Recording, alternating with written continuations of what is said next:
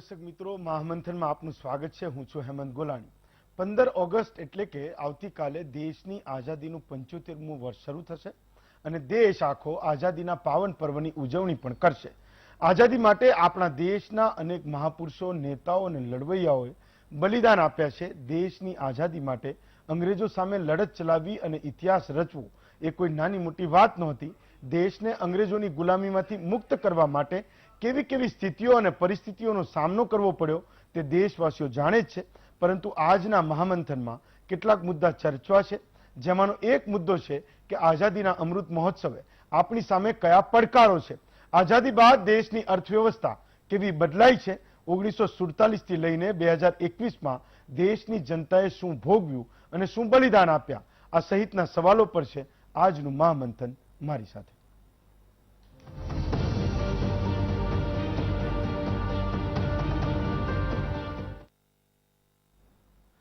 સ્વતંત્રતા દિવસની પૂર્વ સંધ્યાએ એક વાત મારે આજે તમને કહેવી છે અને એ કિસ્સો કદાચ તમે પણ વાંચ્યો હશે, સત્ય કથા છે કે ઝવેરચંદ મેઘાણી એટલે આ દેશમાં આપણો જે લડવાનો જે જોમ હતો, ઉત્સાહ હતો, જુસ્સો હતો એ કેવો હતો। અને આજથી લગભગ 101 વર્ષ પહેલાની વાત છે કે જ્યારે ઝવેરચંદ મેઘાણી કલકત્તાની એમની નોકરી મૂકીને આવ્યા અને એમણે એવું નક્કી કર્યું કે હું સૌરાષ્ટ્રમાં જે કંઈ કંઠસ્થ છે એટલે જે કંઈ મોઢે છે એ સાહિત્યને મારે પુસ્તકના સ્વરૂપમાં લોકોની સામે લાવવું છે।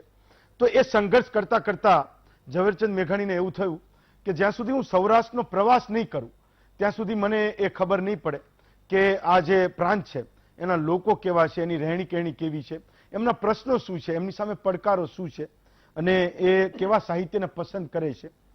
તો ઝવેરચંદ મેઘાણીએ નક્કી કર્યું કે હું ટ્રેનમાં સૌરાષ્ટ્રનો પ્રવાસ કરીશ। એ ટ્રેનમાં નીકળ્યા અને એક સ્ટેશન આવ્યું, લગભગ બોટાદનું હતું। ઇતિહાસમાં કદાચ લખાયેલું તો છે પણ હું કદાચ જોવામાં મારાથી ભૂલચૂક થઈ હોય તો લગભગ બોટાદનું એ સ્ટેશન, યસ, બોટાદનું સ્ટેશન હતું। અને એ બારીથી એ ટ્રેન ઊભી રહી બોટાદના સ્ટેશન પર અને બારીથી એ જોવે છે તો એક માજી વૃદ્ધા એ પાણી વેચીને જે પેસેન્જર્સ આવે એને પાણી વેચતા હતા અને સાજ પાડતા હતા। એટલે ઝવેરચંદ મેઘાણીને નવાઈ લાગી એટલે એ ટ્રેનનું સ્ટોપેજ હતું, ઊભી હતી ટ્રેન એટલે નીચે ઉતર્યા અને એમણે માજી સાથે સંવાદ શરૂ કર્યો। એમણે સૌથી પહેલો સવાલ માજીને એ કર્યો કે માજી, તમે આ જે પાણી વેચો છો તો એ તમે કેમ વેચો છો? પાણી તમારે કેમ વેચવું પડ્યું? તમારી આટલી મોટી ઉંમર છે, તમારા ઘર પરિવારમાં કોઈ છે નહીં? એટલે માજીએ કીધું કે મારા 7 દીકરા છે।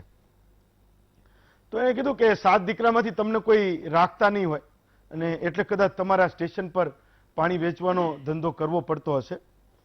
તો માજીએ જે જવાબ દીધો એ જોરદાર હતો અને આ દેશના લોકોમાં દેશભક્તિ કેવી હતી એ આજથી 100 વર્ષ પહેલાની વાત કરું છું કે ગાંધીજીએ એમ કે આહવાન કર્યું હતું કે આ દેશની લડાઈમાં યુવાનોએ જોડાવાનું છે અને કદાચ એ આ મીઠાનો જે સત્યાગ્રહ કર્યો એની આજુબાજુની જ વાત હશે, કારણ કે 20-21ની આજુબાજુ મેઘાણી આવી ગયા હતા અને એ પછીની જ આ વાત છે, તંત્રી બન્યા પહેલાની। તો માજીએ જવાબ આપ્યો કે મારા 7 દીકરા છે એ બધા હીરો જેવા છે અને ખૂબ દેખાવડા છે, ખૂબ મહેનતુ છે અને આ દેશ માટે પોતાનો જીવ બલિદાન કરે એવા એ 7 દીકરા છે। પણ એ સાથે સાથને મેં આઝાદીની લડાઈમાં આઝાદી માટે, આ લોકોની આઝાદી માટે મોકલ્યા છે, એટલે એમને ક્યાંય નીચું ના જોવું પડે અને એમને મારી ચિંતા ના કરવી પડે એટલે હું આ સ્ટેશન ઉપર પાણી વેચીને મારું પેટીયું રડું છું, જેથી એ દેશને આઝાદ કરાવી શકે। આ દેશની જે જનતા હતી એની ખુમારી છે, જેનો કિસ્સો 100 વર્ષ પહેલાનો છે અને મને આજ યાદ થયું તો એ વાત મેં તમને કરી।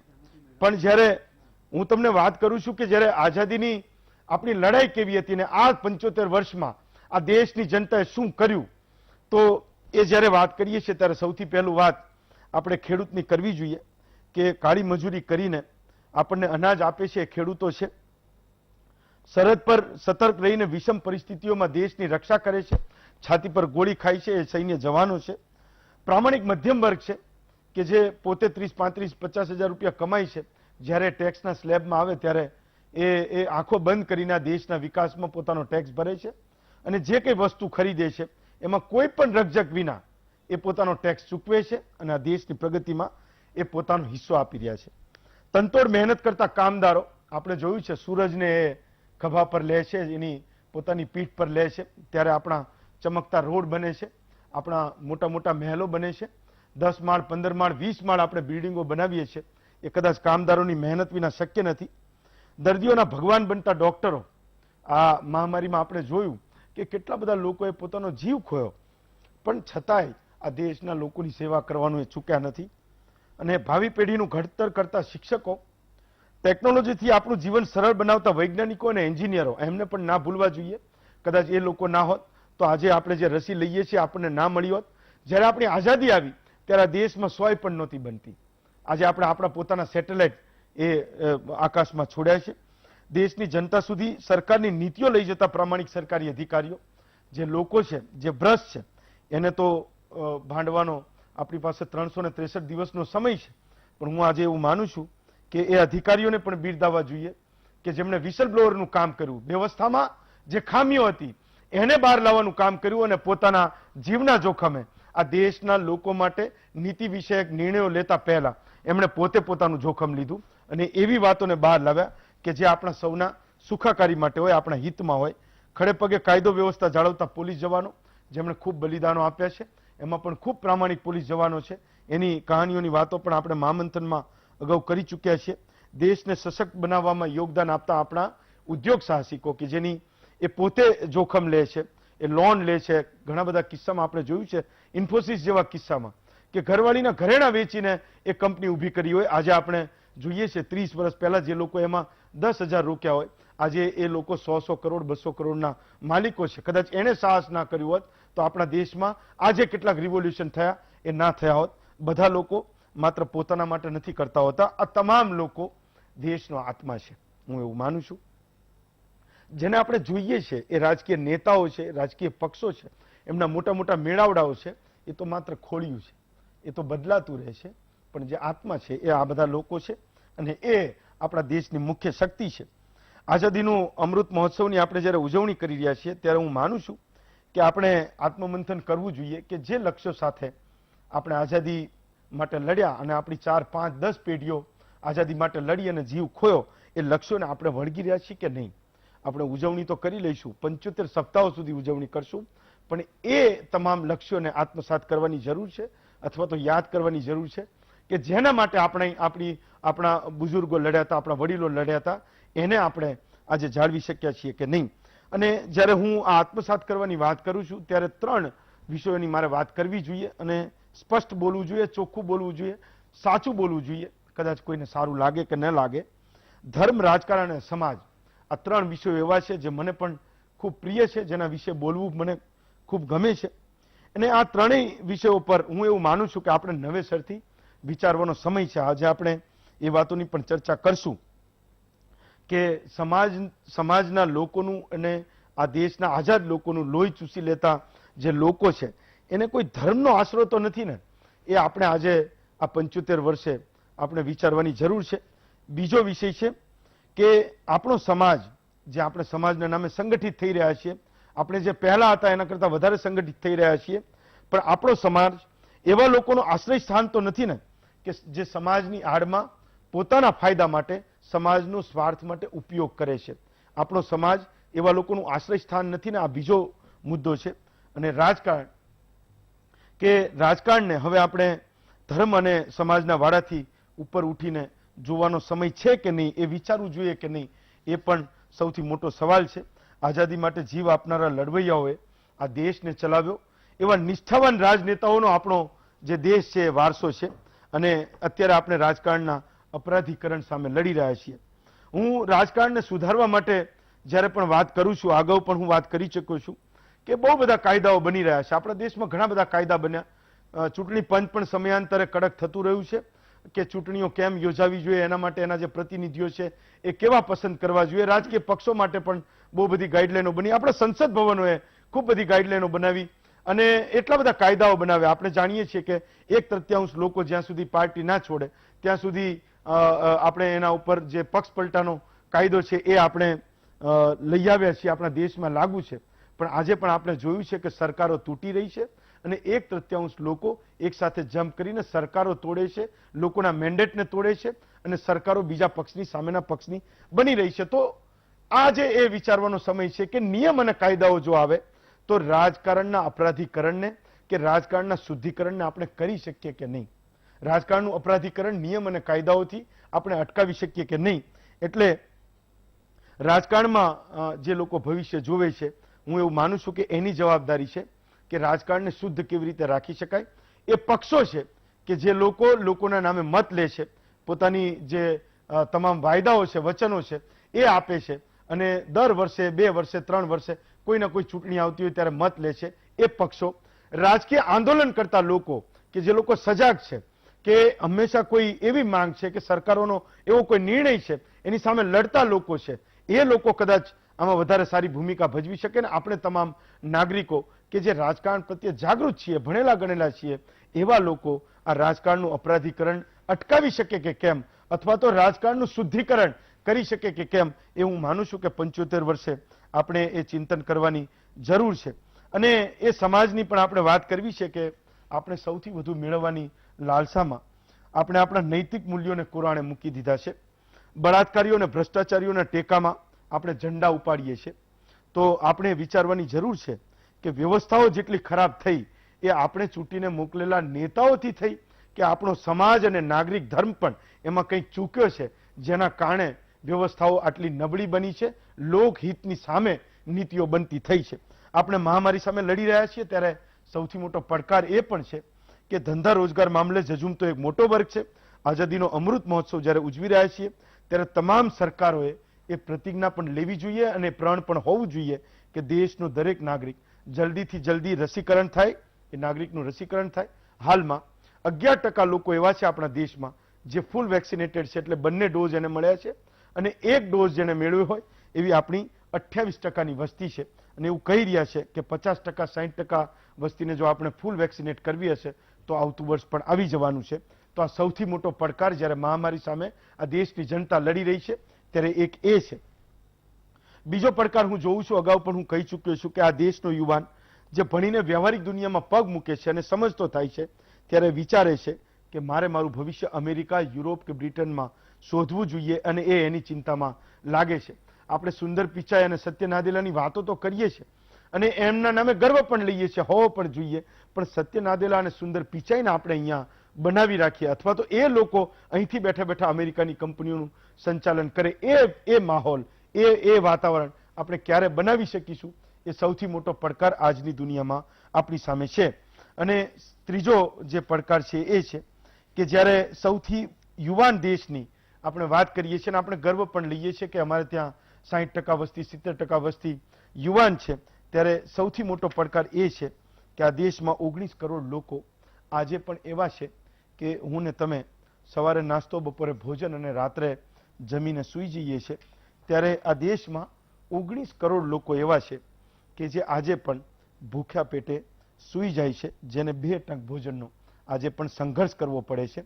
તો આઝાદીના અમૃત મહોત્સવે આ ડિબેટને હું ખુલ્લી મૂકું છું અને આ તમામ મુદ્દા પર ચર્ચા કરીશું. આપણી સાથે આજે સુધીરભાઈ રાવલ છે, પોલિટિકલ એનાલિસ્ટ છે, ધર્મેન્દ્રસિંહ છે આપણી સાથે, રક્ષા વિશેષજ્ઞ છે.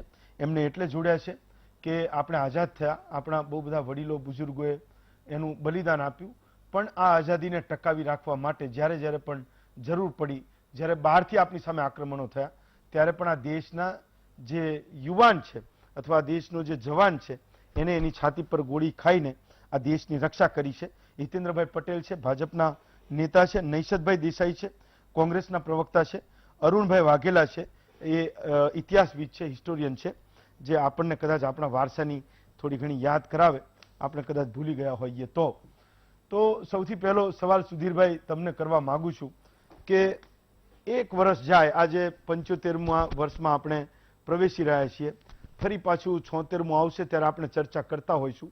આજે આ તમામ રાજનીતિક વાતોથી પર હું એક એવી ચર્ચા કરવા માંગુ છું કે 3, 4, 5 વાતો આપણે એવી કરીએ અહીંયા અને ગુજરાતના નાગરિકો પણ એને સાંભળે કે આ તમામ જીવનનું નિચોડ છે. તમે તમારા જેવા લોકોએ આખી જિંદગી જે એક ફિલ્ડમાં કામ કર્યું એનું નિચોડ છે કે સમયાંતરે એટલે વર્ષો દર વર્ષો એકને એક પડકારોની આપણે વાત ન કરવી હોય તો સમાજ, સરકાર, લોકો, દરેક નાગરિક એ શું કરી શકે, શું પ્રતિજ્ઞા લઈ શકે કે આ જે ઉજવણી છે એને આપણે એક દેશને બદલનારી ઉજવણીમાં પરિવર્તિત કરી શકીએ?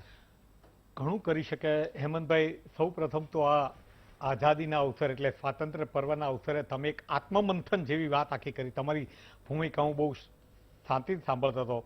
ખૂબ દેશ પ્રેમ ઝલકતો હતો તમારા શબ્દોમાં. તમારી ચિંતા ઝલકતી, વેદના ઝલકતી હતી. આ વિષય પસંદ કરવા માટે તમને ને તમારી ટીમને પહેલા તો ખૂબ અભિનંદન.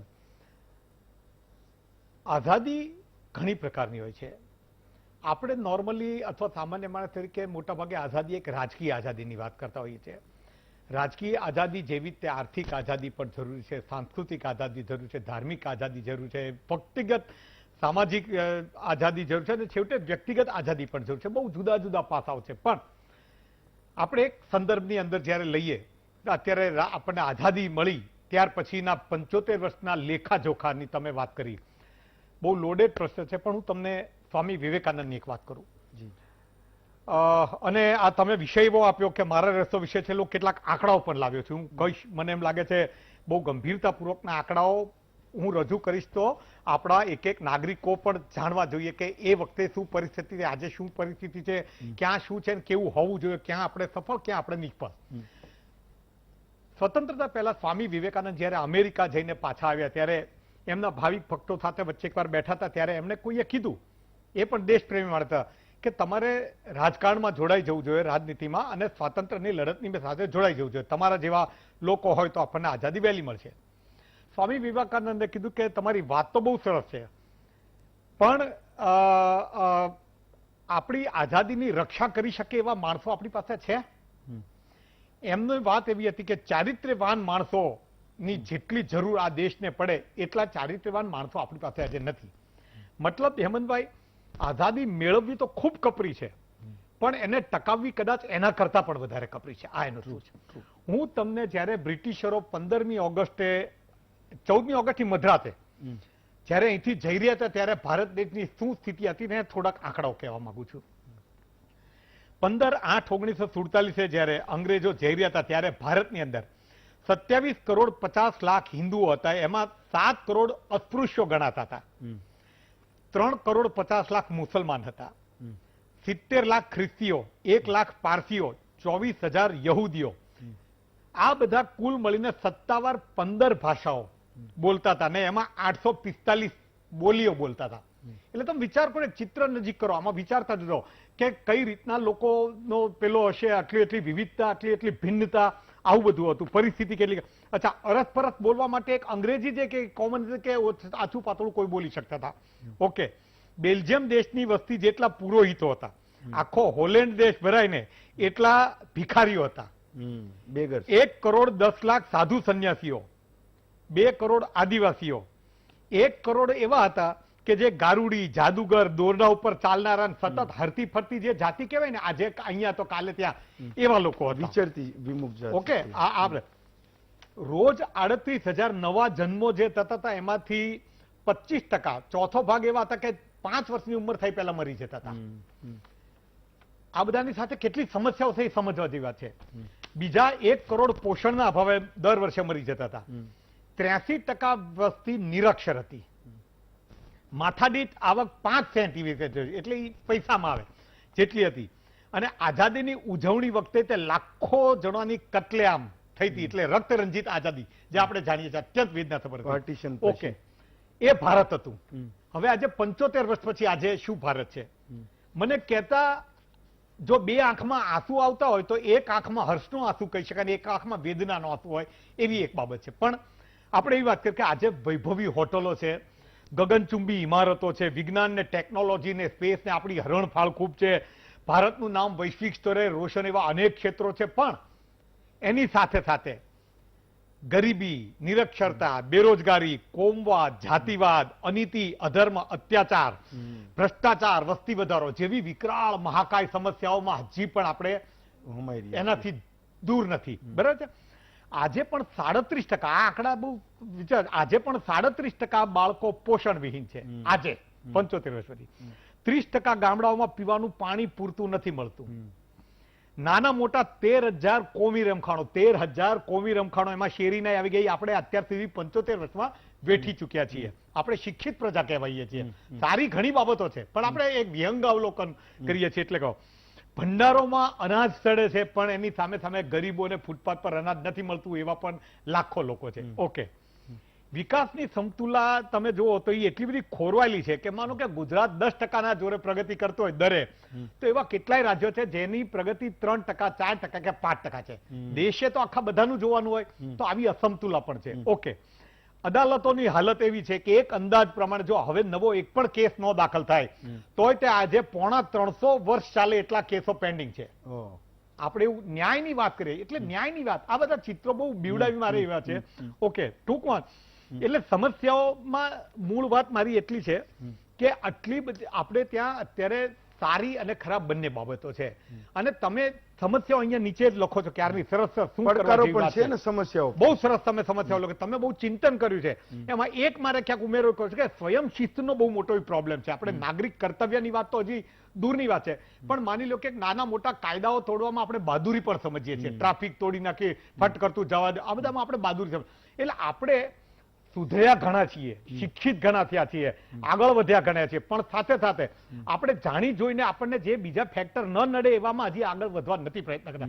તમે જે કીધું ઝવેરચંદ બોઘાણીનો દાખલો દીધો કે આવા લોકોની જે ખુમારી હતી, સાહેબ આપણા દેશમાં સદીઓથી કે દાયકાઓથી જેટલું સારું છે ને એ વાગોળીને આપણે એક આજની પ્રજા તરીકે આપણે એમાંથી ઘણી પ્રેરણા મેળવીને હજી ઘણું બધું કરવા જેવું છે, અને ઘણું બધું કરીશું તો હજી જે આપણે પૂરતી આગળ નથી વધે એને આગળ વધવા માટે તૈયાર થવાની વાત છે. મને એવું લાગે છે આજના વર્ષે એ સંકલ્પ લેવો જોઈએ કે આપણી તમામ કમીઓને એક એક નાગરિક વિચારે એ કમીઓમાંથી કેમ ઓળંગી જવું, એમાં પોતાનું પહેલા યોગદાન કેમ આવે એ વાત શરૂ કરીશું, એ મિજાજ કેળવીશું, તો મને એવું લાગે છે કે આપણી આઝાદીની પ્રગતિની ધારા જે અત્યંત ધીમી છે એ હજી આગળ વધી શકે. અરુણભાઈ, તમને પૂછું કે એટલે મને જે સવાલ થાય છે બેઝિક સવાલ, એક ઇતિહાસકાર તમે છો એટલે હું તમને તમારા ફિલ્ડનો સવાલ પૂછું છું કે આપણે જે અંગ્રેજોની સામે લડ્યા અને ખાસ તો આપણા જે 150 વર્ષોમાં 100 વર્ષો તો એવા છે કે આપણી કોઈ ને કોઈ પેઢીએ જબરજસ્ત યોગદાનો આપ્યા છે. તો હંમેશા એવું કહેવાય છે કે આપણો જે ઇતિહાસ છે એ ગુલામીનો ઇતિહાસ લખાયો અથવા તો મોગલોનો ઇતિહાસ લખાયો, પણ આપણા જે લડવૈયાઓ છે કે જેણે આ દેશ માટે બલિદાન આપ્યું, તો એના ઇતિહાસને આપણે અત્યારની પેઢી સુધી પહોંચાડી ના શક્યા એટલે કદાચ આટલા નૈતિક મૂલ્યોનો અપાસ થયો છે, કે પછી એ બદલાતા સમયમાં લોકોની એ જરૂરિયાતને ધ્યાને લેતા લોકોએ પોતાની રીતે પોતાનો એક જે ઇતિહાસ હતો એને જે સમજવું હતું એ સમજી લીધું. હેમંતભાઈ, બહુ તાત્વિક પ્રશ્ન છે તમારો કે આમ તમે જોવા જાઓ તો ભારતનું સો કોલ્ડ સાયન્ટિફિક જે હિસ્ટ્રી છે એ અંગ્રેજો દ્વારા લખાયો. 1823માં એક પુસ્તક લખાયું હતું, એનું નામ હતું હિસ્ટ્રી ઓફ બ્રિટિશ ઇન્ડિયા, અને એ પુસ્તકમાં જેમ્સ મિલ નામનો એમનો જે લશ્કરનો એક અધિકારી હતો, ઇતિહાસકાર ના કહેવાય પણ એને એક જ ધડાકે ભારતના ઇતિહાસના 3 ટુકડા પાડી નાખ્યા: પ્રાચીન ભારત, મધ્યકાલીન ભારત અને આધુનિક ભારત. પ્રાચીન ભારત એટલે હિન્દુઓનું ભારત, મધ્યકાલીન ભારત એટલે મુસલમાનોનું ભારત, અને આધુનિક ભારત એટલે એને ખ્રિસ્તીઓનું ભારત ના કહ્યું, પણ એમણે કહ્યું કે આ અંગ્રેજોનું ભારત છે, આ આધુનિક ભારત છે, આ મોડર્ન ભારત છે. સાથે સાથે એ લોકોએ આ આખો જે સમય જે હતો એ સમયમાં આપણે જોઈએ છીએ કે દુનિયામાં જેના સામ્રાજ્યનો સૂરજ આથમતો નથી, બ્રિટન, એ દેશ માટે કહેવાતું હતું. એને એપિસ્ટોમોલોજી એટલે કે જ્ઞાનના સંદર્ભમાં પણ ભારતીયોને કેમ પછાત રાખી શકાય એનો એક પણ મોકો ચૂક્યા નહીં. એમણે પહેલો પ્રશ્ન એ પૂછ્યો કે ભારત રાષ્ટ્ર જ નથી. ભારત ક્યારે પણ રાષ્ટ્ર નથી, કારણ કે અહીં તો ઘણા બધા ધર્મો છે, અહીંયા ઘણી બધી જાતિઓ છે, ઘણા બધા સંપ્રદાયો છે, ઘણા બધા જ્ઞાતિઓ છે. હવે આવું નથી, કારણ કે એમની રાષ્ટ્રવાદની જે આખી વ્યાખ્યા હતી યુરોપના કોન્ટેક્સમાં હતી, એક જાતિ, એક ધર્મ, એક સંસ્કૃતિ. વચ્ચે એક સવાલ પૂછી લઉં કે ઘણી બધી વાર આપણે જ્યારે વંચિતો પીડિતોની એક ચર્ચાઓને જોતા હોઈએ છીએ તો લોકો એ સવાલ પણ લખતા હોય છે કે આ દેશમાં નેતાઓ અને પક્ષો એટલે ચૂંટાયા પછી ધીમે ધીમે ધીમે આપણે જે આઝાદ થયા એ પછી એમ કે એ રાજકીય પક્ષોનું નેતાઓનું ષડયંત્ર હતું કે આ દેશની મોટાભાગની વસ્તીને એ નિરક્ષર રાખે અથવા તો જે શિક્ષણનો જે મુખ્ય ધારા છે ત્યાં સુધી પહોંચવા ના દે, કારણ કે પહોંચશે તો સવાલ કરશે. એ વાત સાચી છે કે આટલા વર્ષોમાં એવું કોઈ ષડયંત્ર હોઈ શકે?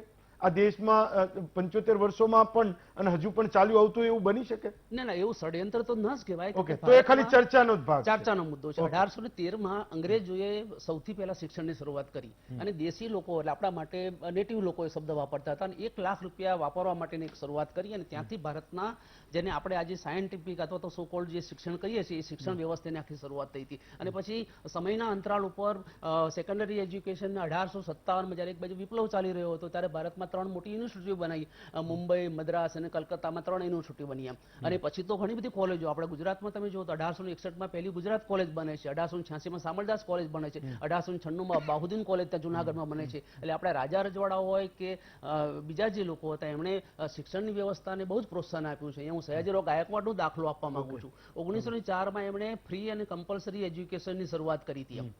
અને આખા પોતાના રાજ્યમાં જે 4 પ્રાંતો હતા એના અમરેલી છે, તો કડી અત્યારે છે. આપણે એ બધું યાદ કેમ કરવું પડે છે? એટલે આપણને એ આત્મસાત કેમ નથી? હું ખાલી એટલું પૂછવા માંગુ છું.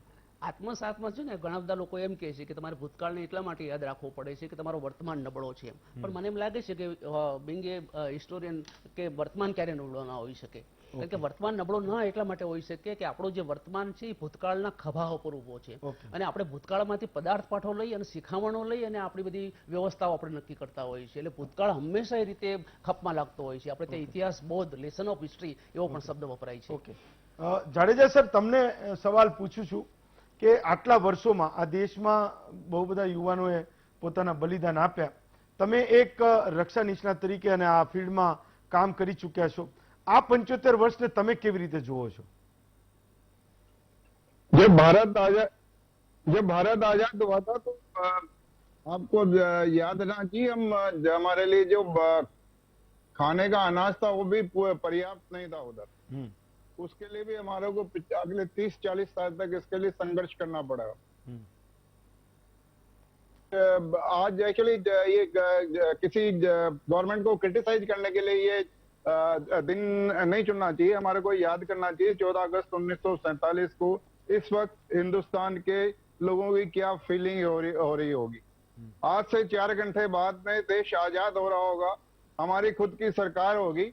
और मैं बताऊं, ये जो 1947 के पहले अगर बोले कि भारत, तो भारत के नाम से एक था जयपुर रियासत एक थी, उदयपुर रियासत एक थी, जोधपुर रियासत एक थी, जूनागढ़ रियासत एक थी, जामनगर रियासत थी, ट्रवंकोर रियासत थी, हैदराबाद रियासत. तो हिंदुस्तान नाम की चीज कोई नहीं एग्जिस्ट करती थी 15 अगस्त 1947 के पहले. तो इसलिए हमारे को खुशी होनी चाहिए कि 15 अगस्त 1947 को एक हिंदुस्तान हमने बनाया और इसके लिए जो हमारे प्रेडिसेसर हैं उनको हमारे को धन्यवाद देना चाहिए. उधर ये 564 रियासतों को एक करके एक देश बनाना, एक नेता चुनना, एक कैपिटल चुनना, एक जो क्या कहते हैं संविधान के लिए सहमत होना, ये बहुत बड़ा काम था उधर. आज हम बोलते हैं ऐसा कुछ नहीं हुआ, ये नहीं किया, दूध नहीं मिला, पानी नहीं मिला, चीनी नहीं मिला उधर. लेकिन जो काम किया वो इन सबसे बहुत ज्यादा उधर. 15 अगस्त 1947 को जब देश आजाद हुआ था, फिर भी उसके अंदर जम्मू एंड कश्मीर, जूनागढ़, ट्रवंकोर, हैदराबाद, भोपाल, गोवा, सिक्किम, अरुणाचल प्रदेश, पुडुचेरी, ये भारत के हिस्से में नहीं शामिल हुए थे. ये सब्सिक्वेंटली भारत में ज्वाइन किए. और कुछ तो अगर हम जम्मू एंड कश्मीर को छोड़ दें, जिधर हमने अक्टूबर 27 से लेकर 31 दिसंबर 1940 तक एक फुल फ्लैश युद्ध लड़ा, जबकि हमारी सेना, मैं नहीं बोलूंगा तैयार हुई थी. उस वक्त जो हमारी सेना का अध्यक्ष था वो भी ब्रिटिश ऑफिसर था उधर.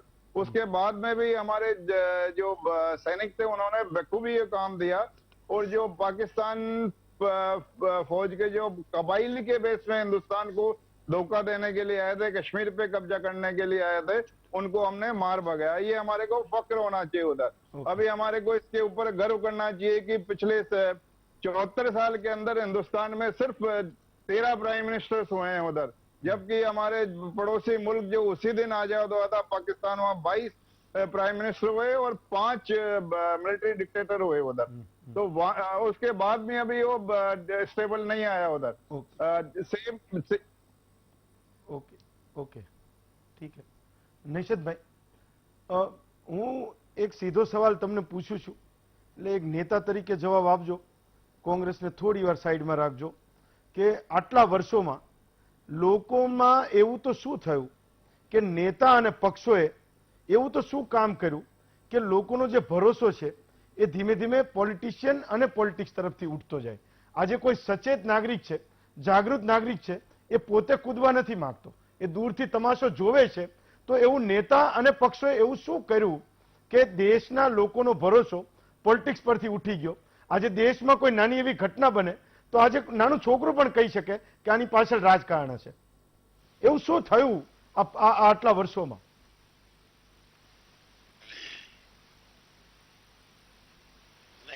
જુઓ, ભારત આઝાદ થયો ત્યારથી આપણા દેશ એટલી બધી ભાષાઓ અને એટલા બધા પ્રાંતો અને સમાજ અને ધર્મોથી એકદમ વિભિન્ન આપણો દેશ.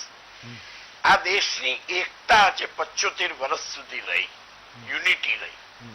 આ દેશનું પવિત્ર સંવિધાન રહ્યું, જે સમયના લોકોએ, સરકારોએ આ દેશની એકતા અને સંવિધાનને આબાદપૂર્વક એનું જતન કર્યું. એ બહુ મોટી સિદ્ધિ છે. હા, પણ કલંક આપણી પર આજે ઘણા છે. આપણે આર્થિક અસમાનતા જબરજસ્ત ભોગવી રહ્યા છે. આપણે સામાજિક અસમાનતા સામનો કરી રહ્યા છે. આપણે ધાર્મિક અસમાનતાનો પણ સામનો કરી રહ્યા છે. આજે આપણે આ ક્ષેત્રોમાં, સામાજિક, ધાર્મિક, આર્થિક ક્ષેત્રોમાં આપણે અસમાનતાનો સામનો કરી રહ્યા છે. એ આપણે માટે દુઃખદ છે. આપણા ન્યાયતંત્ર, આપણું મીડિયા અને આપણું ચૂંટણી કમિશન, આ બધું આપણે નિષ્પક્ષ, તટસ્થ રાખવાના પ્રયાસો કરીએ છીએ, પણ આપણે બધા આઘાત અનુભવી રહ્યા છીએ. અત્યારે આપણે માટે સૌથી મોટો પડકાર છે કોરોનામાં. આપણે બધાએ પણ બેદરકારી રાખી, જનતાની બી બેદરકારી છે અને સરકારની પણ ભારે બેદરકારી છે કે આપણે કોરોનાનો આઘાત 2 વર્ષથી આપણે જે મુકાબલો કરી રહ્યા છે એ આપણે માટે બહુ આઘાતજનક છે. આવનારા સમયમાં 75 વર્ષ ઇતિહાસની દ્રષ્ટિએ તો 5 વર્ષ જ બહુ નાના કહેવાય, પણ આપણા પ્રત્યેક ભારતના નાગરિકોના આયુષ્યની દ્રષ્ટિએ 75 વર્ષ મહાન છે. આપણું લોકતંત્ર ભવિષ્યમાં અકબંધ રહે અને આપણે સમાનતા તરફ આગળ વધીએ, એ આપણું લક્ષ્ય હોવું જોઈએ. એમાં કોઈ રાજકારણ નહીં હોવું જોઈએ અને આપણી સ્વતંત્રતા હોવી જોઈએ. એમાં કોઈ પેગાસસ જેવા આઘાત નહીં હોવા જોઈએ, પ્રતિઘાત નહીં હોવા જોઈએ પેગાસસ જેવા. એટલે આપણે સ્વતંત્રતા જાળવીએ, આપણે શિસ્ત જાળવીએ અને આપણે વિકાસ, સમાનતાનો હાંસલ કરીએ, તો આપણો દેશમાં ભવિષ્ય જબરજસ્ત ઉજળું છે. આપણી વિવિધતામાં એકતા જાળવવી એ આપણે માટે ભયાનક પડકાર છે, ચેલેન્જ છે. ઓકે હિતેન્દ્રભાઈ, તમને પૂછું છું જે સવાલ કોંગ્રેસને પૂછ્યો કે તમારા માટે, એટલે જે લોકો રાજકારણમાં છે, એના કાર્યકર્તા છે, નેતા છે, પક્ષો છે, એમના માટે આ સૌથી મોટો પડકાર નથી કે આજે આ દેશનો એક સામાન્ય માણસ એક નાની એવી ઘટનામાં, કોઈ પણ ઘટના બને તો એવું જોવે છે કે આની પાછળ કોઈ રાજકારણ હશે?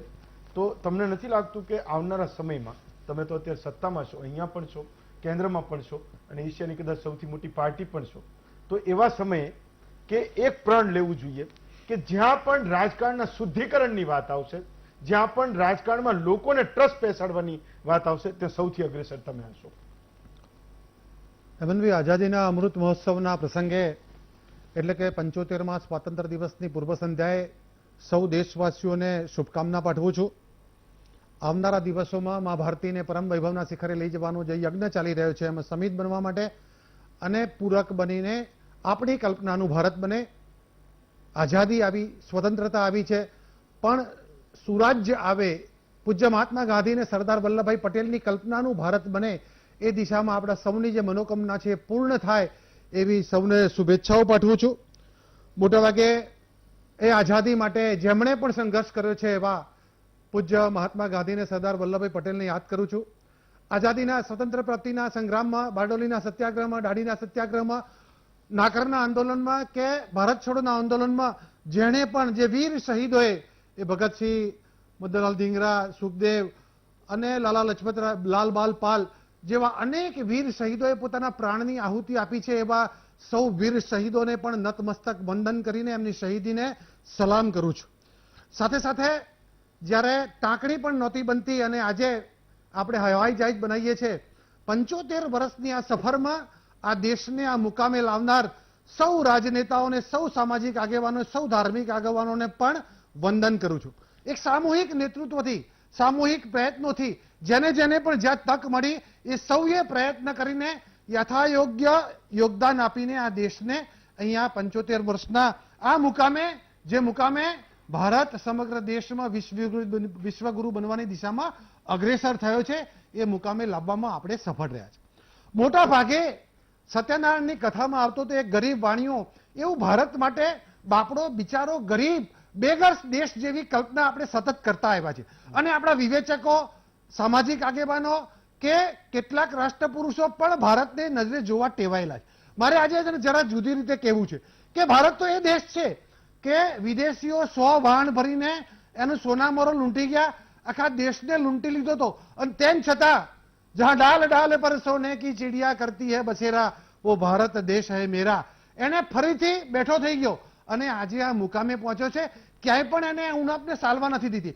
ભારતની સંસ્કૃતિ એક એ સંસ્કૃતિ છે કે માણસ ઉઠે ને પહેલી રોટલી, ભારતની સંસ્કૃતિ પહેલી રોટલી, જાણે લોકો. તમે ભારતને એ લોકોનો દેશ છે અલગ અલગ વાત છે. જે લોકો પહેલી રોટલી એ ભિખારી માટે, ગાય માટે કે એને સવારે ચણ નાખી, પક્ષીઓને ચણ નાખીને પોતાના કામની શરૂઆત કરે, એવા લોકોનો દેશ. પ્રતિજ્ઞાની વાત અનેક કરી. અનેક વિવિધતાઓ, જ્ઞાતિ, જાતિ, પ્રાંત, ધર્મમાં વહેંચાયેલો દેશ, સૌથી મોટો વસ્તી ધરાવતો દેશ અને અનેક મુશ્કેલીઓ ધરાવતા દેશે પણ આજે જે સિદ્ધિના સોપાનો એને સર કર્યા છે કે સમજો કે આપણે અખંડ ભારતની જે કલ્પના હતી તો 370-35 એ દૂર કરીને આપણે પૂર્ણ ભારતની જે કલ્પના હતી એ સાકાર કરવામાં એ આપણે સફળ રહ્યા. $600 બિલિયન જેટલું ફોરેક્સ રિઝર્વ આઝાદીના ઇતિહાસમાં સૌથી વધારે આપણે ટોપ પર રહ્યા. 600 કિલો જેટલું સોનું, ગઈકાલે થોડુંક સોનું ખરીદ્યું તો આ દેશ સોનામાં પણ એટલો આત્મનિર્ભર બની શક્યો છે. એક સમયે તો આપણે લાલ ઘઉં ખાવા પડતા હતા, ઘઉંની બાબતમાં, કઠોળની પ્રતિજ્ઞાની બાબતમાં વાત કરો, એ તો કે લોકો માહિતી જાણે તમામ નીચે બાબતમાં ચાલે આપણે છે. આત્મનિર્ભર નહોતા, તો આપણે એ દિશામાં પણ પ્રગતિ કરી શક્યા છીએ. તો અનેક અનેક સૌના પ્રયત્ન, હું એટલું કહેતો નથી કે છેલ્લા 7 વર્ષમાં ભલે એની સ્પીડ વધારે આવી હોય, અનેક એવા નિર્ણયો ચાલો. ભારતીય જનતા પાર્ટીની સરકાર કર્યા, પણ સૌના પ્રયત્નોથી ભારત આજે આ મુકામે પડ્યો. અને એટલે તમે તમારા ટાઇટલમાં વાત કરીને કે બોટાદના રેલવે સ્ટેશને, કારણ કે આ દેશના લોકોની એમાં ખુમારી છે. બોટાદના રેલવે સ્ટેશને જ્યારે એક માં એ વાટકો લઈને ભીખ માંગતી હતી અને એને કીધું કે માં તમારે કોઈ આશરો નથી, અને ત્યારે બાઈએ કીધું કે મારે તો 7 દીકરા છે, પણ એ કહેતા કહેતા રડી જાય છે તો ઓકે, એને ચાલો, પૂછે બહુ છે કથા કે ભાઈ કરી. તમે કઈ દિશા સોરી મેં વાત તમને મેં વાત અગાઉ. કરી, પણ એને કીધું કે મારા 7 દીકરા આઝાદીની લડતમાં ખપી ગયા છે, જો મારો એક દીકરો વધારે હોત ને તો પૂર્ણ આઝાદી સુધી મારા પરિવારનું એમાં યોગદાન હોય. એ સંસ્કૃતિના લોકો છે. ચાલો. અને એટલે ઝવેરચંદ મેઘાણી એ દિવસે રચના કરી હતી ગાડીના ડબ્બામાં બેઠા બેઠા કે રક્ત ટપકતી 100 જોડી સમરાંગણથી આવે રે, કેસર વર્ણની સમર સેવિકા કેસર સોજ બિછાવે રે, કે ઘાયલ મરતા મરતા રે માતની આઝાદી ગાવે. ચાલો એક બ્રેક લઈએ, એવી બ્રેક એવી પછી પાછા સંસ્કૃતિનો ફરીએ. ભારત દેશ છે. ઓકે, ચાલો એક બ્રેક લઈએ, બ્રેક પછી પાછા ફરીએ. બ્રેક પછી સ્વાગત છે આપનું મહામંથનમાં. સુધીરભાઈ, બધા મહાનુભાવોને કહું છું કે આ 75મા વર્ષની ઉજવણીએ આપણે પ્રતિજ્ઞા શું લેવી જોઈએ આ દેશ માટે. સૌથી પહેલી શરૂઆત તમારાથી કરું છું, 2 મિનિટનો સમય છે. હેમંતભાઈ, બહુ ટૂંકમાં કહું તો ખરેખર આઝાદીના અવસરે આપણે 75 વર્ષ પછી જો કોઈ આપણાથી જ શરૂઆત કરીએ. પહેલી વસ્તુ, ચેરિટી બિગિન્સ એટ હોમ. જો સંકલ્પ લેવાની વાત હોય, પ્રતિજ્ઞા લેવાની વાત હોય, તો મને એમ છે કે 2-3 નાના મુદ્દા. એક તો નાગરિક કર્તવ્ય. જે નાગરિક કર્તવ્ય આપણું હોય, આપણા માટે, સમાજ માટે, દેશ માટે, કુટુંબ પરિવાર માટે, એ કર્તવ્ય નિભાવવું જોઈએ. નાગરિક કર્તવ્ય એ આપણું નિભાવવું જોઈએ. બીજું, સ્વયં શિસ્ત. સામૂહિક જીવનની અંદર શિસ્તનું ખૂબ મહત્વ છે. નાના મોટા કાયદાઓ પ્રત્યેની વાત હોય કે સામાજિક સદભાવની વાત હોય, પણ સ્વયં શિસ્ત કરીએ તો એટલે એ આપણે એક જણા સુધરીશું તો જગત આખું સુધરશે. એક જણાએ નક્કી કરવું પડે કે મારે પોતે સુધરવું. બીજું, એક નૈતિક આચરણ અત્યંત મહત્વની વાત. તમે જેટલા પ્રશ્નો અને દૂષણો પૂછો એના મૂળમાં અનૈતિકતા છે, તો એ નૈતિક આચરણ માટે જેટલું શક્ય દરેક જણાએ કટિબદ્ધ બનવું પડે. હું એમ નથી કહેતો આપણે મહાત્મા ગાંધી જ બની ગયા છીએ, પણ નૈતિક આચરણ આપણે કરવું જોઈએ. અને છેલ્લું સામાજિક સદભાવ, કોમી સદભાવ. આપણા દેશ સેક્યુલરિઝમ એ છે ને આપણા દેશની ગતિ પ્રગતિની ગેરંટી છે. સર્વધર્મ સમભાવ જે છે એટલે આપણે કોઈ પણ કોમનો હોય પણ એને એક આપણી આધ્યાત્મિકતાની રીતે જોઈએ તો દરેકની સાથે આપણે પ્રેમથી આજે સદભાવના કેળવવાનું કામ કરીએ તો મને આવું નાની નાની બાબતો છે પણ પરિવર્તન માટે, સકારાત્મક પરિવર્તન માટે ઘણી મહત્વની છે અને દેશની ખૂબ મોટી સેવા કરી ગણાશે. અરુણભાઈ 2 મિનિટમાં. હા, હેમંતભાઈ, અમારા ઉમાશંકર જોશી આપણા બહુ મોટા કવિ અને ગુજરાત યુનિવર્સિટીના કુલપતિ પણ હતા. એમણે આઝાદી જ્યારે મળી ત્યારે એક વાક્ય, એક કવિતા કરી હતી કે દેશ આઝાદ થતા તો થઈ ગયો પણ તે શું કર્યું. એટલે મને એમ લાગે છે કે આ પ્રશ્ન મને તમને બધાને છે એમ કે દેશ આઝાદ થયો પણ મેં શું કર્યું. મહાત્મા ગાંધીનું એક સપનું હતું કે જ્યારે 1947માં કે જ્યારે પણ આપણને આઝાદી મળે ત્યારે સ્થિતિ એ હોવી જોઈએ કે મારો દેશ છે કોઈ પણ બાબતમાં બીજા ઉપર નિર્ભર નહીં હોવો જોઈએ, સ્વનિર્ભર હોવો જોઈએ, આત્મનિર્ભર હોવો જોઈએ. હવે એ બધી જે બાબતો છે એ તો રાજકારણ સાથે, વ્યવસ્થા સાથે સંકળાયેલા લોકો તો કરતા જ હોય છે, પણ બિંગ એક હિસ્ટોરિયન અથવા ઇતિહાસના અધ્યાપક તરીકે, તમે પત્રકાર તરીકે, સાહેબ રાજકારણી તરીકે પોતાની શું જવાબદારી અદા કરી શકે એમ. આજે અંગ્રેજીમાં એક લીગસી શબ્દ વપરાય છે એટલે કે વારસો, કે 47માં ઘટના તો બની ગઈ પણ એના વારસા રૂપે આજે શું સચવાયું છે. આજે આપણે સરફરોશી કે તમન્ના કે સામી ગોળીઓ ઝીલવાની આપણે જરૂર નથી, પણ પરિસ્થિતિ એ છે કે વ્યવસ્થા સાથે થોડુંક સેટિંગ આપણી સાથે હોવું જોઈએ. દાખલા તરીકે એક પુલ બનતો હોય છે કે એક રોડ બનતો હોય છે કે બીજી કંઈક અવ્યવસ્થા થતી હોય છે ત્યારે આપણે એની સામે એક નારાજગી વ્યક્ત કરતા હોઈએ છીએ, પણ એ જ્યારે પુલ બને છે કે એક રોડ બને છે ત્યારે અનેક લોકો, સેંકડો લોકોને એના માટેની એક ઉત્તમ વ્યવસ્થા ઊભી થતી હોય છે. એટલે આઝાદીના પેલા જે ક્રાંતિકારીઓ છે, ક્રાંતિકારીઓ અંગ્રેજોની સામે કર્યું, પણ આપણે આ પ્રકારની વાત નથી કરવાની, પણ વ્યવસ્થા સાથે આ પ્રકારે થોડુંક સેટિંગ કરી અને આપણે એક રાષ્ટ્રધર્મ નિભાવવાનો છે અને દરેક વ્યક્તિ પોતે જે ફિલ્ડ સાથે સંકળાયેલો છે ત્યાં નિષ્ઠાપૂર્વક પોતાનું કામ કરે. મને એમ લાગે છે આના કરતા મોટી દેશ સેવા કોઈ નથી. ધર્મેન્દ્રસિંહજી, આપણે શું સંકલ્પ કરવો જોઈએ? આ 75 સપ્તાહો તો ઉજવણી ચાલવાની છે દેશમાં, પણ આપણે શું પ્રતિજ્ઞા કરવી જોઈએ વ્યક્તિગત લેવલે? व्यक्तिगत लेवल और सामूहिक लेवल पे जो भारतवर्ष का करेक्टर है उस हिसाब से हमारे को बिहेव करना चाहिए उधर. और जो हमने अभी तक हमारे आत्मसम्मान के साथ हमने कभी समझौता नहीं किया, उसी हिसाब से अगर हम आगे बढ़ते रहें, भाईचारा बढ़ाते रहें, एक दूसरे को मदद करते रहें, पड़ोसियों के अस्तित्व को हमारे को चैलेंज करने का कोई औचित्य नहीं बनता है जब तक कि वो हमारे को खुद मजबूर नहीं करे उधर. अभी तक आप देखिए 1947 से लेके अभी 2021 तक देखिए भारत ने कभी किसी देश के ऊपर हमला ही नहीं किया, चाहे 1947-48 हो, 1965 हो, 1962 की चाइना लड़ाई हो, 1967 की जो नाथुला में एक लोकल ऑपरेशन हुआ था वो हो, 99 में कारगिल ऑपरेशन हुआ वो उसको देख लीजिए. भारत ने कभी ऐसा कोई अपनी तरफ से किसी पड़ोसी देश के ऊपर अटैक किया हो ऐसा नहीं है. जो हम ये जो आर्म्स रेस के अंदर लग जाते हैं उससे जो हमारे नागरिकों का या मानवता का नुकसान होने वाला होता है. ये जो वेपन होते हैं, जो वेपन ऑफ डिस्ट्रक्शन होते हैं, इससे किसी का भला नहीं होना चाहिए. जो आप अपना जो बजट आप इस्तेमाल करते हैं वेपन, जो हथियारों की होड़ के अंदर, अगर उसको आप मानवता के विकास के लिए खर्च करेंगे तो उससे मानवता का भला होगा. ઓકે નૈશદભાઈ, એક રાજકીય વ્યક્તિ તરીકે શું સંકલ્પ આપણે લેવો જોઈએ, શું પ્રતિજ્ઞા લેવી જોઈએ?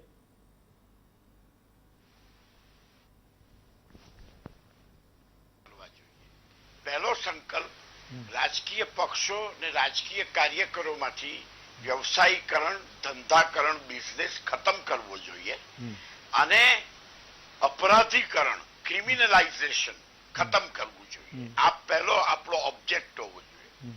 બીજો ઓબ્જેક્ટ કે આપણે આર્થિક, ધાર્મિક અને સામાજિક સ્વતંત્રતા અને સમાનતા આપણે જબરજસ્ત એમાં સિદ્ધ કરવી જોઈએ. અને ત્રીજો છેલ્લો આપણું સંવિધાન અને આપણી લોકતંત્ર અને આપણી રાષ્ટ્રની એકતા એ આપણે જાળવીને વિકાસ કરવો જોઈએ. આ આપણા 3 ઓબ્જેક્ટ આપણા 75 વર્ષના હોવા જોઈએ. જીતેન્દ્રભાઈ, ખૂબ ટૂંકમાં જે પહેલા કીધું હતું એ પણ તો પ્રતિજ્ઞા શું લેવી જોઈએ? સૌથી પહેલા ભાજપ શું પ્રતિજ્ઞા લઈને તમે માં શું ભારતીને લેશો? પરમ વૈભવના શિખરે લઈ જવાની સામે આપણી સામે જે પડકારો છે તો પ્રકાશ પડકારો જતા રહ્યા. હવે પ્રકાશ- પડકારો વખતે તમે અલગ વાત કરી લીધી. પ્રકાશ- ચલો પ્રતિજ્ઞાની વાત કરો. પ્રકાશ- આ ચારનું જે અત્યારે પ્રકાશ, પાણી અને પર્યાવરણની જાળવણીની હા. પ્રતિજ્ઞાની વાત ઓકે, કરું છું ઓકે. કે ગ્લોબલ વોર્મિંગ છે આ દેશ ઉપર અને ખાસ કરીને એશિયન કન્ટ્રી ઉપર ઓઝોનનું પડ તૂટવાની એની ઉપર છે અને ટેમ્પરેચર દિન પ્રતિદિન વધતું જાય છે. તો આપણી આ જે સમાજની બચવા માટે આ જળ સંચય કરીએ, વૃક્ષારોપણ કરીએ, ગ્રીનરીનો બચાવ કરીએ. એક ગાયાધારિત ખેતી કરીને આપણે એ ખેડૂતને પણ પ્રોત્સાહન આપીએ, પોતે વાપરીએ, થોડું મોંઘું પડે તો પણ વાપરીએ, પણ જે રાસાયણિક ખેતીથી બચી અને માનવ જીવનને બચાવવાનો પ્રયાસ કરીએ. રાષ્ટ્રવાદની વાત જ્યારે આવે, રાષ્ટ્રીય સુરક્ષાની વાત આવે ત્યાં અમે ક્યાંય આપણે બાછોડ ના કરીએ. સાથે સાથે વસ્તી આપણો સૌથી મોટી સમસ્યા છે. ભારત વર્ષના વિકાસમાં આપણે ઉપભોક્તા દેશ છીએ. ફોરેનથી ઘણી બધી વસ્તુ લાવવી પડે અને વિદેશી ઊંડિયામણ આપણે મુશ્કેલી પડે છે. તો વસ્તી નિયંત્રણમાં પણ આપણે એમાં મદદરૂપ થઈએ. લાંચ લઈએ નહીં અને લેવા ના દઈએ તો પણ આ દેશની ખૂબ મોટી સેવા થઈ શકે એમ છે. મને મળેલી જે ફરજ છે સૈનિક તરીકે, શિક્ષક તરીકે, ડોક્ટર તરીકે કે રાજનેતા તરીકે એને પ્રામાણિકતાથી નિભાવીએ, દેશ હિતમાં નિભાવીએ, દેશનું કંઈ પણ એમાં ખોટું ના થાય અને મને મળેલા વળતરના પ્રમાણમાં પૂરેપૂરું વળતર દેશને મળે એવો પ્રયત્ન કરીએ. સમાજમાંથી કુરિવાજો અને વ્યસનો નાબૂદ થાય એ દિશામાં આપણાથી થાય એટલું કરીએ. કન્યા કેળવણીનું કામ જે છે, જે સમાજ શિક્ષિત છે એ સમાજ હંમેશા આગળ વધે છે. જે દેશો શિક્ષિત છે એ દેશો પણ વિકાસ કર્યો છે. આપણા દેશના વિકાસમાં અડચણરૂપ આ શિક્ષણનું જે પ્રમાણ છે એ વધારવા માટેનો પ્રયાસ કરીએ. વિદેશી ઊંધિયામણ બચાવવા માટે સ્વદેશીનો જે આપણો જે મંત્ર છે, આત્મનિર્ભરનો મન છે, આપણે વિદેશી વસ્તુનો ત્યાગ કરી અને શક્ય એટલી સ્વદેશી વસ્તુ તરફ આપણે આગળ વધીએ. જરૂરી ન હોય એટલી કાયદાથી મળેલી અનામત અને કાયદાથી મળેલી સબસિડી આપણે જો ભગવાનની દયા થઈ હોય તેને ત્યાગ કરી જેને જરૂર છે એવા આપણા ભાઈઓ માટે એને છોડીએ. અને છેલ્લે રાષ્ટ્ર સુરક્ષા માટે પ્રતિબદ્ધ કરીએ. નેશન ફર્સ્ટ આપણા મનમાં એવો ભાવ હોવો જોઈએ કે ભારત કોઈ ભૂમિકા टुकड़ा नहीं है, वो तो जीता जागता राष्ट्र पुरुष है, जिसके कंकर कंकर में शंकर है, बिंदु बिंदु में गंगा है. हम जिएंगे तो भी इसके लिए और मरेंगे भी तो इसके लिए, और मरने के बाद भी गंगा में बहती हुई हमारी अस्थियों को कान लगाकर सुनो तो उसमें से भी आवाज आनी चाहिए, भारत माता की जय. ઓકે, ચાલો. હા, સુધીરભાઈ. હેમંતભાઈ, મારી વાતને 10 સેકન્ડમાં પૂરક કરું. તમે સરસ સવાલ કર્યો. સંકલ્પો ઘણી ટાઈપના, પણ હું બહુ નાનો હતો ત્યારે મારે કવિતા આવતી હતી, એને મેં બહુ પાલન કર્યું છે, એવો જરાય દાવો નથી, પણ એ અસરકારક છે. અને આજે મને તમે સંકલ્પનું કીધું યાદ આવ્યું. એ કવિતા ફરી બોલું છું. સત્ય અહિંસા ચોરી ન કરવી, વણ જોઈતું નવ સંગરવું. અરે સત્ય અહિંસા ચોરી ન કરવી, વન જોઈતું નવ સંગરવું, બ્રહ્મચર્યને જાતે મહેનત, કોઈ અડે નવ અવડાવવું, અભય સ્વદેશી સ્વાર્થ ત્યાગ ને સર્વ ધર્મ સરખા ગણવા, એ 11 મહાવ્રત સમજી નમ્રપણે આચરવા. આવું કરીએ તો વાહ વાહ. બહુ જબરદસ્ત. મારાથી શરૂઆત કરું એવી હું પ્રાર્થના કરું જેટલું થાય. ચાલો. સુધીરભાઈ, ધર્મેન્દ્રસિંહ, હિતેન્દ્રભાઈ, નૈશદભાઈ અને અરુણભાઈ, આ પાંચે મહાનુભાવોનો આભાર માનું છું. છેલ્લે જતા જતા એક વાત કરું છું કે જુનાગઢ આપણે જ્યારે આઝાદ થયા ત્યારે નવાબે એવું કીધું કે ભાઈ મારે આને પાકિસ્તાનમાં ભેળવવું છે. અને પેલા શાહનવાઝ ભુટ્ટો હતા, જે ભુટ્ટો પ્રાઇમ મિનિસ્ટર હતા, એના દાદા, તો એમના કહેવાથી, એના નવાબ હતા અને એના મંત્રી હતા, એટલે એના કહેવાથી એ ભાઈને કરાચી તો મોકલી દીધા નવાબને, પણ ભુટ્ટોએ અહીંયા જબરજસ્ત કહેર વર્તાવેલો અને એને પોતે એવું નક્કી કરેલું કે છેવટે જુનાગઢને પાકિસ્તાનમાં ભેળવી જ દેવું છે. પણ જો આપણે ઇતિહાસ વાંચીએ તો આપણને ખબર પડશે કે આરજી હુકુમતની રચના થઈ અને જે શાસકો હતા જુનાગઢમાં, કારણ કે આપણી પાસે એવો કોઈ કાયદો બંધારણ હતા નહીં કે જુનાગઢનો નવાબ એવું નક્કી કરી નાખે કે મારે પાકિસ્તાનમાં ભળવું છે તો આપણે એને રોકી શકીએ. એટલે નાગરિકોએ એક આંદોલન ઉપાડ્યું અને સશસ્ત્ર આંદોલનની શરૂઆત કરી. આરજી હુકુમતની રચના થઈ અને હું વાંચતો તો એવા એવા લોકોએ હથિયાર ઉપાડ્યા. શામળ ગાંધી જે પત્રકાર હતા ને એની આગેવાનીમાં આરજી હુકુમત બની. તો ડોક્ટર્સ હતા, એમાં એન્જિનિયર્સ હતા, શિક્ષકો હતા કે જેણે ક્યારેય જીવનમાં એક પેન અને જે કલમ છે અને ફૂટપટ્ટી છે એના સિવાય કોઈ મોટું શસ્ત્ર હાથમાં ન લીધું હોય. અને આ પ્રકારના ભણવાના સાધનો જે લોકો વાપરતા હતા એ લોકોએ તલવાર અને બંદૂકો ઉપાડી અને એ જે શાસકો હતા એની સામે લડ્યા. એ આક્રમણખોરો હતા એની સામે પણ લડ્યા. પાકિસ્તાન તો એમને મદદ ના કરી શકું, પણ સૌથી મહત્વનો મુદ્દો એ છે કે આપણા વડીલોએ બુઝુર્ગોએ આ જે કંઈ મહેનત કરી એ આવનારા સમયમાં પણ સાચવી રાખવાની આપણી પોતાની જવાબદારી છે. જે વાત કરી કે સામાજિક સદભાવ હોવો જોઈએ, એ કદાચ આપણને સૌથી વધારે આવનારા વર્ષોમાં એની જરૂર પડવાની છે હું માનું છું. આજને હું વિરમું છું અને તમામ જે નાગરિકો છે એને સ્વતંત્રતા દિવસની શુભકામનાઓ પાઠવું છું.